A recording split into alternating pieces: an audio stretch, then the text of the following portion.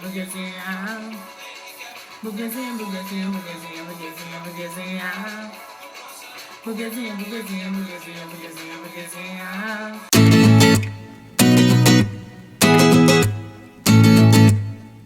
E aí, galera, tudo certo? Aqui quem fala é a professora Larissa de Geografia. Na aula de hoje a gente vai falar sobre a burguesinha, a gente vai falar sobre o proletariado, a gente vai falar sobre o capitalismo. Bora para nossa aula? Então, galera, a aula de hoje é sobre o sistema capitalista. Então, vamos ver um pouquinho, aprender um pouco sobre esse sistema que eu, você e todos nós usamos, a não ser que você esteja aí na Coreia do Norte, ou no Vietnã, ou em Cuba.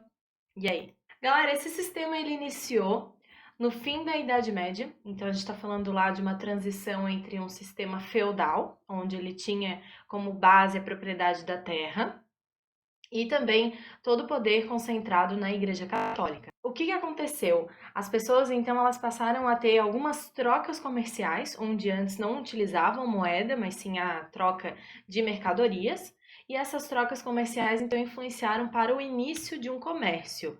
Se teve, então, o início de comércio, as pessoas começaram a se aglomerar mais, e teve, então, a necessidade de produzir mais alimentos, mais roupas, mais mercadorias aí que as pessoas usavam no seu dia a dia. Isso fez então com que muitas pessoas ficassem indignados com a situação também que já existia na Idade Média, onde a riqueza era muito concentrada na Igreja Católica e na monarquia.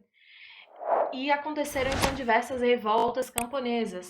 Então aí os servos, que obedeciam os seus senhores feudais, se rebelaram contra essa sociedade e então romperam com toda essa estrutura feudal que existia. Tá? E a gente tem então aí o surgimento do capitalismo, onde se inicia primeiro com o capitalismo comercial, pelo comércio, e depois então pela indústria e hoje então pelo capitalismo financeiro, aí pelos empréstimos e juros que matam a gente no dia a dia. Tá? Há também a possibilidade de mudar de classe social no capitalismo, chamou muita atenção, porque no feudalismo você nascia servo e morria servo, não tinha mudança de classe social. E além disso também a possibilidade de acumular o lucro. Então a gente tem aí a mudança de um sistema de produção artesanal, onde uma família sabia fazer, por exemplo, espadas, o seu filho sabia também fazer espadas e passava então aí de geração para geração.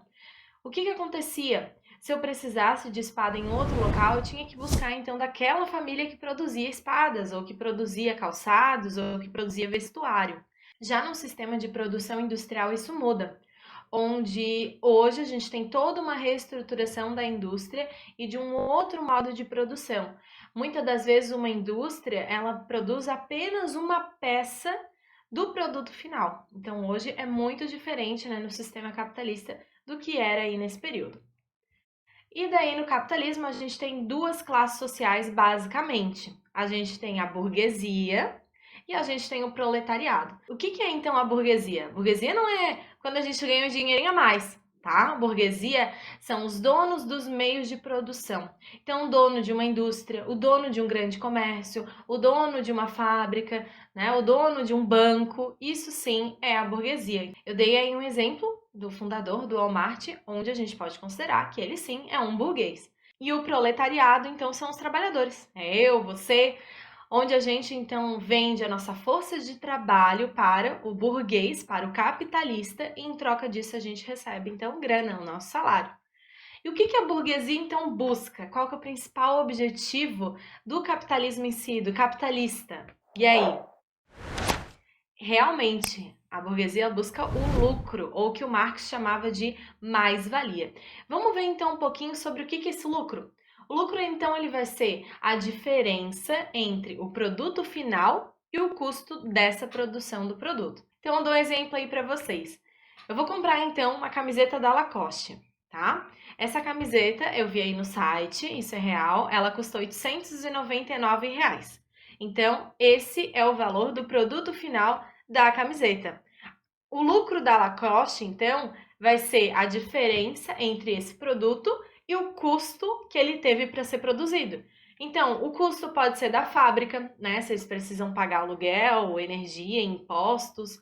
Vai ser também da força de trabalho, então, de todas as etapas da produção dos trabalhadores da Lacoste, ou também de serviços terceirizados. A matéria-prima que foi utilizada, o algodão, enfim, o que eles utilizam aí nos seus produtos, e o transporte. A gente pode até colocar outros setores aí nessa cadeia de produção, mas basicamente seria isso. E daí a gente não sabe quanto que custa, né? Mas provavelmente vai ser muito menos. Então o lucro aí deles deve ser altíssimo, né? Porque é uma marca aí muito bem conhecida aí no mercado.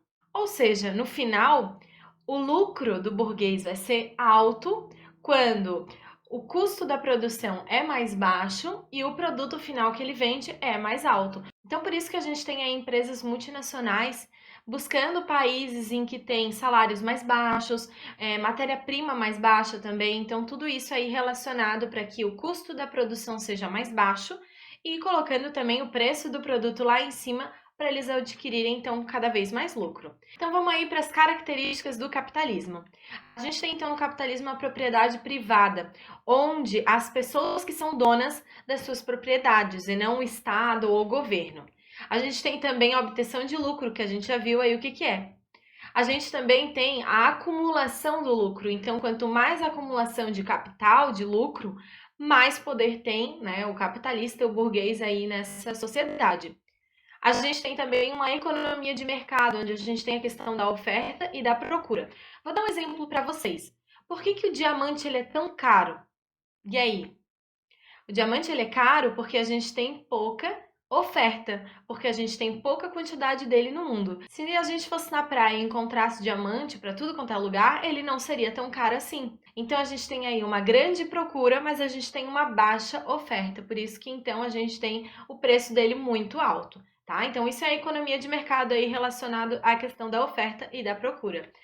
No capitalismo, a gente também tem o trabalho assalariado. Então, lá no feudalismo, o servo, ele recebia os materiais para poder trabalhar, o seu local de casa, de dormitório. No capitalismo, não. O proletariado, ele recebe o seu salário. Se esse salário ele vai ser suficiente para pagar moradia, alimentação e tudo mais, isso é uma questão ainda que a gente luta a cada dia, né? E leis trabalhistas e tudo mais. Porém, é assim que funciona no capitalismo. No capitalismo, a gente também tem as classes sociais, como a gente viu, a burguesia e o proletariado. A gente tem também aí, então, a livre concorrência de mercado, onde o Estado ele só serve para auxiliar as empresas, mas elas concorrem entre si livremente e, dependendo do país, né, de acordo com as suas leis do seu governo. Pessoal, então esse foi o vídeo de hoje. Espero que vocês tenham gostado. Compartilhe com os colegas de vocês. Lembrando que aqui embaixo na descrição do vídeo tem todo o material que foi usado nessa aula, para ajudar você, aluno, nos seus estudos e você, professor, para usar nas suas aulas. Um beijão e até a próxima aula!